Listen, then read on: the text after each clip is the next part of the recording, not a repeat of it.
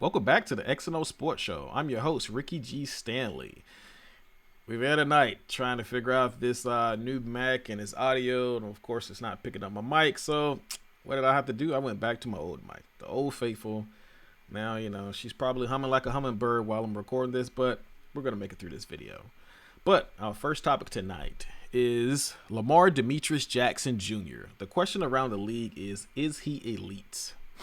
And the question is, more or less, the answer is no, not yet.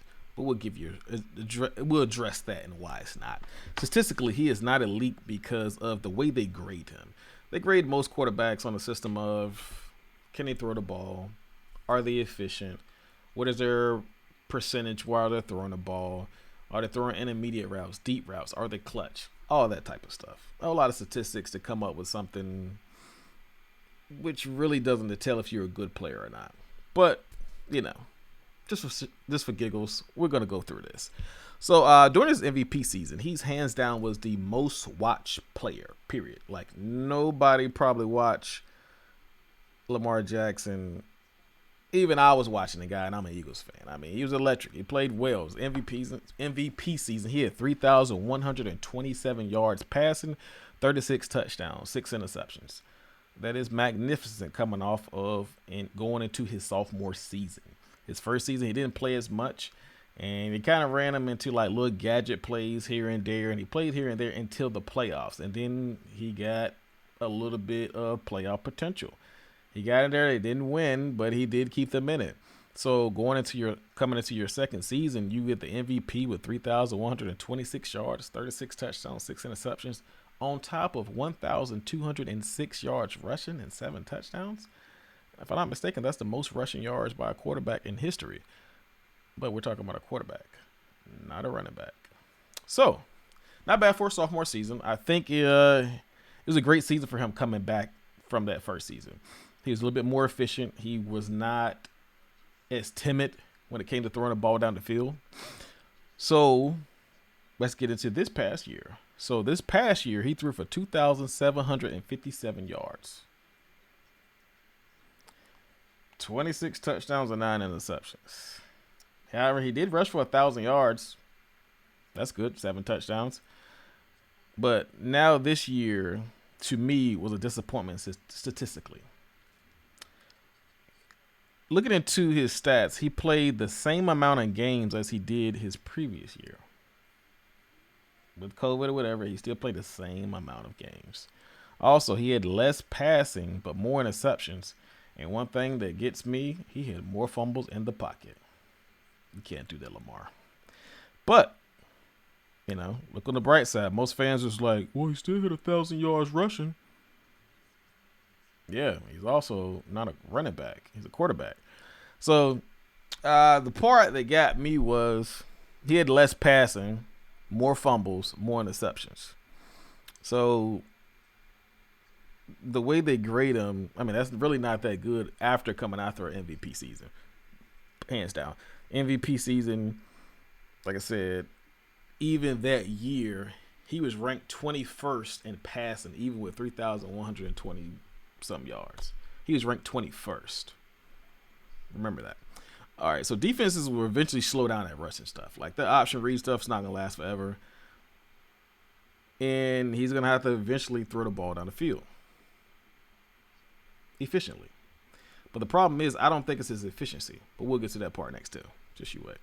So, looking at my notes here, he can use his legs to extend the plays and use the last option. So if you're in the pocket, you drop back, you're going through your reads. So you're looking left to right, or however the play is called. So if they're called, you got this guy running this route. He's your primary read. If he's not open, you go to your secondary. He doesn't have a problem with that. He does not stick on his first primary read from what I'm seeing. He will go to a secondary read. That is a great trait to have. However, my real thing is if he sees man coverage, he goes and takes off. If he's not comfortable with the play calling. That is the main thing. The play calling, I think, is holding Lamar Jackson back. Now, we can go ahead and get out of the negative stuff of his game because the only real negative I've seen outside of him running immediately on man coverage is the fact that his feet are too close together when he's dropping back in the pass sometime, and the ball will sail high, low, left, or right. But he will take his feet and will point to where he throws, which helps out his accuracy. So he does not have a real problem with that yet. So now we got the negative out the way. Let's get on to why he's really not elite. A person believes he's not elite because of the play calling that is being called for him. They got him in this heavy run offense. I watch Lamar Demetrius Jackson Jr. play in Louisville, and he was electric. Everybody was so hung on his rushing. Oh, he rushed for 1,600 yards. I was really not impressed by that because I knew he was an athlete. What I was impressed was he went from his sophomore year winning the Heisman to not winning the Heisman the third year, but his passing efficiency did go up. So his sophomore year, when he hit over 3,000 yards, 1,600 yards rushing, he got up to almost 60% in that offense. So his passing percentage went up, and as well as his rushing went up. So most of the time when you're a dual threat quarterback, you're not going to be as efficient throwing a ball down the field, because when the first thing that goes and you're passing is your legs when you run a lot, but his efficiency went up. I watched Lamar Jackson play from the pocket. From the pocket.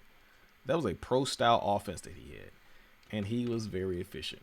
Most of those run plays for that 1,600 yards are run-called plays. He did not scramble out of the pocket. So what did that prove to me? That he can play from the pocket. He is a quarterback. He's an athlete, but he is a quarterback definitely. So by them having a pro-style offense, it's showing that he's very efficient. The Baltimore Ravens are not using his capabilities, and that power run stuff has to change. In order to get the most out of Lamar Jackson, you're going to have to run some things that will help him. He doesn't lack accuracy, so he don't have to have the high-low concepts. Spread it out. You don't have to go 3 tight ends.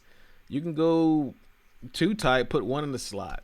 Get the ball down the field. You have a receiver by the name of Hollywood.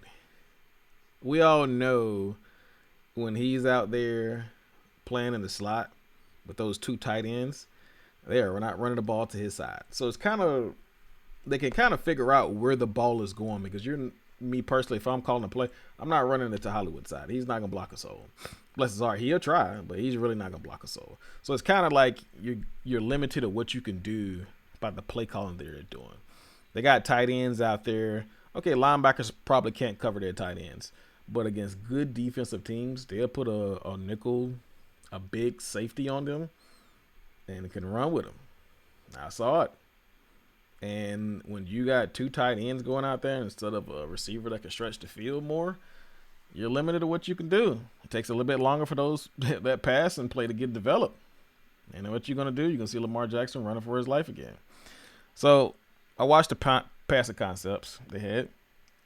It was not impressive. If Lamar Jackson throws a higher percentage across the middle of the field, then, so to use an example, let's say he had a problem throwing outside of the numbers, but he throws inside the numbers great, then you will call plays that will clear out the middle of the field so he can get the ball down the field.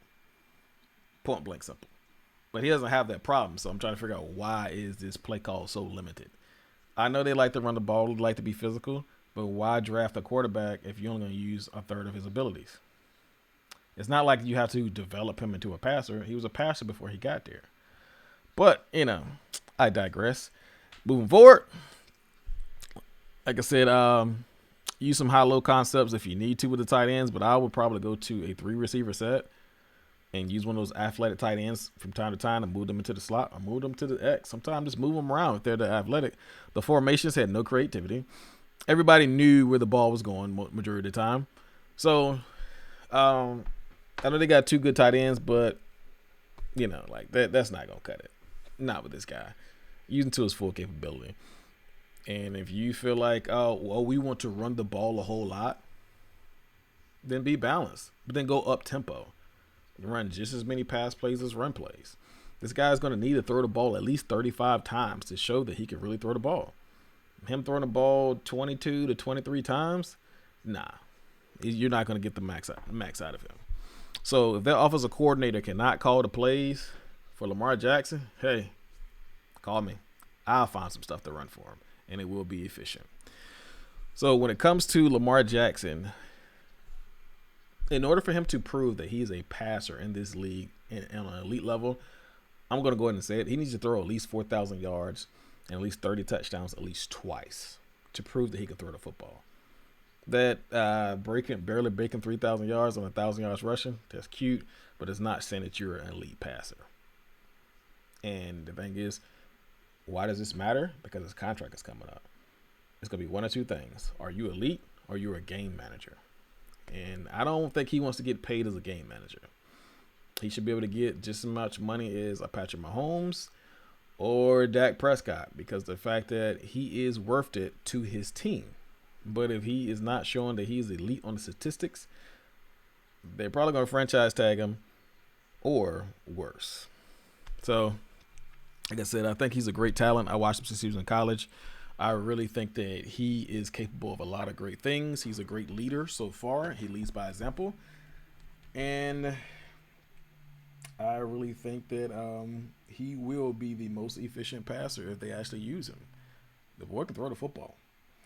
Now, as for quarterbacks, it's not looking good for the rest of them. We got a long-time guy by the name of Aaron Rodgers, and I keep seeing his name pop up in the media. Lord have mercy.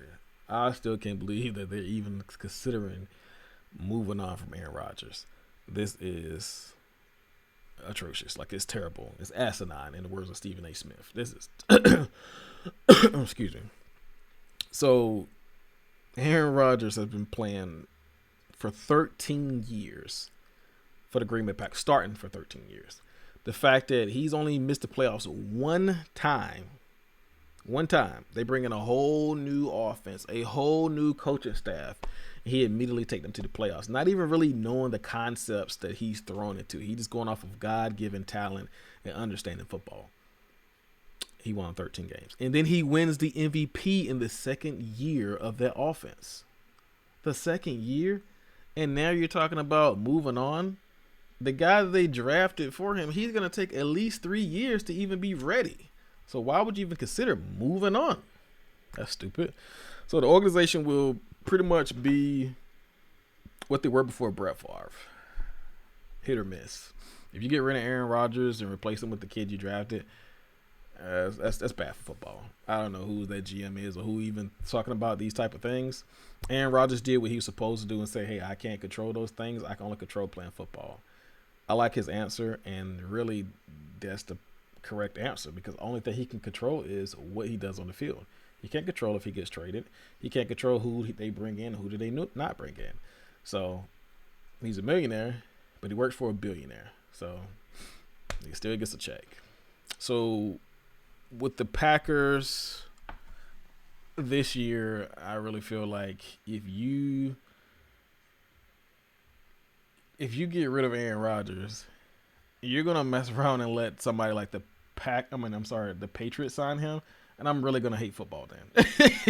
His talent with Bill Belichick, oh my gosh, they're probably gonna go 3-0 in Super Bowls. Oh gosh, it's giving me a headache thinking about it. But I know he won only one Super Bowl, but outside of that, Brett and Patrick Mahomes are the only two quarterbacks I feel like is on his level. Case period. Like, when it comes to arm strength and talent, they're the only two on his level. Now, Peyton was great when it came to the game. He was very efficient. He was very smart. Peyton was hard to stop. But we're talking about this raw talent. Patrick Mahomes and Brett Favre are the only two that can naturally throw the football just as good as he can. Like I said, Tom Brady throws the ball well, but he ain't throwing it like Aaron Rodgers. Like this dude, look at the flick of the wrist, and it's 62 yards. Like, you know. So, like I said, he's been elite for a long time. Out of all those years, he's been a starter. It's just baffling to me that the fact that you're going to give away a quarterback that had 412 touchdowns and 89 interceptions. He's been playing for 13 years, and he hasn't even thrown 100 interceptions yet. You got to be kidding me. That's a 5-to-1 touchdown ratio for a career. I don't know what these guys are doing. I just think it's baffling the fact that you were trade. Let's use the Lions for example. Their quarterback didn't never win a Super Bowl, right? So what? Who is the all-time passing leader of the Lions? He threw for 5,000 yards as well. And you trade him because he couldn't get you over the hump. Let's be realistic. When have the Lions really put enough around him? They gave him Calvin Johnson, and that was it. Everybody else was kind of like hit or miss. They were like role players, but nobody really were like dominant on the outside of Calvin Johnson. Like they were some good guys. I mean, Tate was pretty good, but they just couldn't get it together. You never had a dominating defense to help him out. He threw the ball great every year that he was healthy. So, I mean, the Lions really haven't won a championship either. So, but they get rid of their go-to guys. So I'm just like, geez, you know. When they got rid of Brett was kind of holding him hostage. He was like, I don't know if I'm coming to camp. I'm going to come to camp. And so, like, they got rid of him. I understand that. That was more of a personality thing more than like, okay, we can't move on without him. But this Aaron Rodgers thing is just baffling. It's bad for football. And let's be realistic. If you break down the Green Bay team that he had, outside of the Super Bowl year, he had Jordy Nelson. He has Adams, Charles Woodson, which was around that Super Bowl time, and Clay Matthews. That is 4 players. Everybody else in and out. Like, there were nobody that you can say stood out outside of Charles Woodson and Clay Matthews. Jordy Nelson was pretty good, but Jordy Nelson was as good as Aaron Rodgers was. When Aaron Rodgers had went out during that time when he broke his collarbone, I didn't even recognize Jordy Nelson was on the field. When that time he got hurt an extended period of time in another season, I didn't know Jordy Nelson was out there. And I'm a fan of Jordy Nelson. But he was only as good as Aaron Rodgers. Because when he went to another team, I couldn't tell you what Jordy Nelson did. So for other sports, since we can get off that terrible quarterback situation, in other sports, my Phillies survived the weekend. We started out hot, 4-0. Then we lost to the Mets in that second game. Then we finished the Mets off on a 2-1 series, and then we go back up against the Braves, and I don't know what the Braves drunk. Maybe they drunk that Michael secret stuff, but they was wearing our hind parts out. So we survived that weekend with a 1-2 record. So we are 6-3 on the season, and let's check out some more baseball because we are still on top. We're still on top for our actual league. But let's talk about some of the other teams because, you know, I'm a little biased. I'm a Phillies fan. So let me pull this up for you guys. Let's look at the standings. So the Boston Red Sox are 5-3. I'm sorry, no, 6-3. Then we got the Cleveland Indians are 5-4. They're actually tied with the Minnesota Twins. I want to say that game was postponed tonight too, so that may change. The Angels are 7-3. See you, Mike Trout. Of course, my Phillies are 6-3. And we got the Cincinnati Reds are 6-3. And the Los Angeles Dodgers are 8-2. I see you, Mookie Betts. And right now, of course, we got some NBA going on. Steph Curry versus the Joker tonight. Jamal Murray is actually playing pretty good tonight. I don't know what his stats is, but I saw him come off that screen and block Steph Curry's three-pointer, which is not something that happened often. So let's see what's going on in the NBA tonight. Scores. Got my iPad. All right, so right now the Nuggets are, man, a lot done changed since I started watching the game. It's 83-99. The Golden State Warriors are up against the Nuggets. The Joker has 18 points, 7 rebounds, 8 assists, and good Lord, Steph Curry out there cooking like a chef. 48 points, 4 rebounds, and 4 assists. Woo, boy. Once that butt bone got healed up, boy, he out there cooking. Let's look at the Rockets are losing to the Suns, 109-116.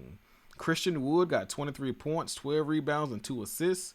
And Jay Crowder, 26 points, 2 rebounds, and 1 assist. Unfortunately, my Lakers took a loss to the Knicks. Oh, my God. 96 to 111. Dennis Schroeder had 21 points, 3 rebounds, and 6 assists. And Julius Randle had 34 points, 10 rebounds, and 4 assists. Even though I don't really care for the Knicks, I do love that Julius Randle is playing hard, playing well. I felt like he was always a good player, but he didn't get a fair shake with the Lakers, but he's getting his just due at the Knicks. So the 76ers beat the Mavericks 113 to 95. And Joel Embiid had 36, 7, and 2. And Luka Doncic had 32, 4, and 4. And the Mavericks are 29 and 14. I'm 29 and 24 after that terrible start of the season. The Spurs are 120. They won 120 to 97. DeMar DeRozan had 19, 2, and 6.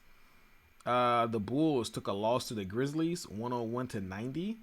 Zach LaVine still had 21 points, 9 rebounds, even in a loss. The Kings lost to the Pelicans. The Pelicans won 117 to 110. Brandon Ingram had an outstanding 34 points, 6 rebounds, and 7 assists. And De'Aaron Fox, he had 43 points, 6 rebounds, and 6 assists. Jeez. The Wizards finally won a game. Okay, 25, 14, and 14 by Russell Westbrook. Mr. Triple-Double. Donovan, he put on a show tonight. 42 points, 3 rebounds, and 6 assists, but it was not enough. However, the Nets and Timberwolves was postponed, so we may get that game sometime this week. But looking into sports this week, I think we're going to have an action-packed week.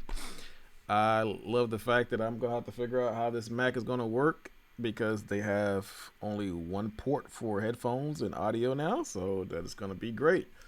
But that's all I got for you tonight. But my name is Ricky Stanley. I'm your host, and I am out of here.